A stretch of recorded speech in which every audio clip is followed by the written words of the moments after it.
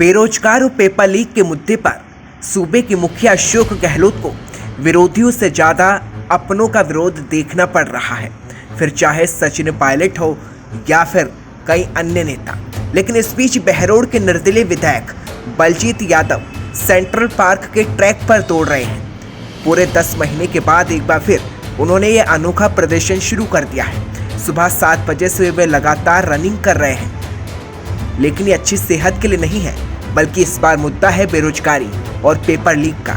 राजस्थान में बेरोजगारी, भर्ती और पेपर लीक का मुद्दा लगातार चरम पर है। राजेंद्र गुडा हो, सचिन पायलट हो या फिर कोई अन्य नेता जो राजस्थान सरकार की ही मुश्किलें बढ़ा रहे हैं। लेकिन इस बीच निर्दलीय विधायक बलजीत यादव बेरोजगारों के साथ अपने समर्थकों के साथ ट्रैक पर निकल पड़े हैं और विधायक का मानना है कि भर्तियों में राजस्थान के युवा पिछड़ रहे हैं।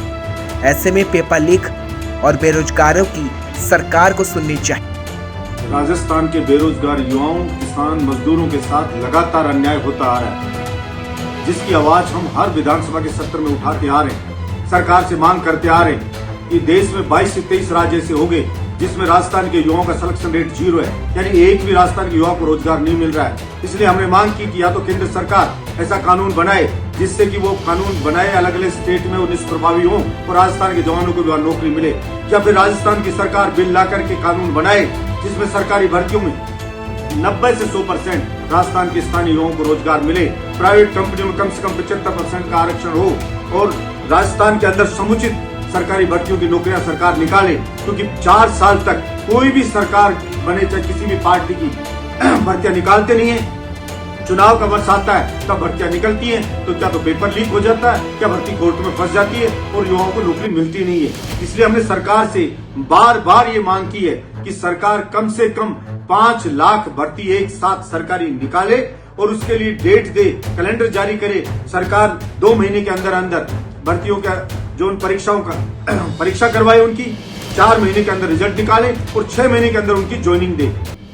और सरकार जो चंबल का पानी बारिश के दिनों में व्यर्थ बह गया, खतरे के निशान से ऊपर चंबल बह रही थी, उस पानी को हमने मांग की सरकार से बार बार कि चाहे जेसीबी से खोद के पहुंचा दो। कितने ही जिलों में कम से कम ईआरसीपी का जो मुद्दा है 11 जिलों में वो पानी पहुंच जाता और वाटर लेवल ऊपर हो जाता, किसान को पानी मिल जाता, उसके खेत को पानी मिल जाता, सूखे कुएं में पानी आ जाता। लेकिन नहीं हुआ। यमुना का पानी खतरे के निशान से ऊपर जब बहती है यमुना, बारिश के दिनों में हमने मांग की कि वो पानी राजस्थान तक आ जाए। भारत माला बना रो मुंबई तक हमने मांग की कि समुद्र का पानी नहर से ला दो राजस्थान तक, तो आबाद हो जाएगा पूरा राजस्थान। लेकिन अफसोस की बात, इन मांगों की, जनता की जो मांगे, इन पे किसी भी सरकार ने, न केंद्र की सरकार ने, राज्य की सरकार ने गंभीरता से विचार नहीं किया। हमने मांग की सरकार से। इसलिए विधायक साहब सेंट्रल पार्क में सुबह से सूर्यास्त तक लगातार सेंट्रल पार्क में रनिंग करने वाले हैं। वैसे विधायक के अनोखे प्रदर्शन के बीच उनके समर्थक भी पहुंच गए हैं, लेकिन सवाल एक है, विधायक साहब इस अनोखे प्रदर्शन और विरोध की तस्वीर से वायरल हो रहे हैं, लेकिन इस तस्वीर ने 10 महीने पहले की तस्वीर को याद दिला दिया, जब इसी तरह काले कपड़े पहनकर विधायक बलजीत यादव सेंट्रल पार्क में दौड़े थे। लेकिन क्या उस वक्त विधायक की मांग पूरी हो चुकी है?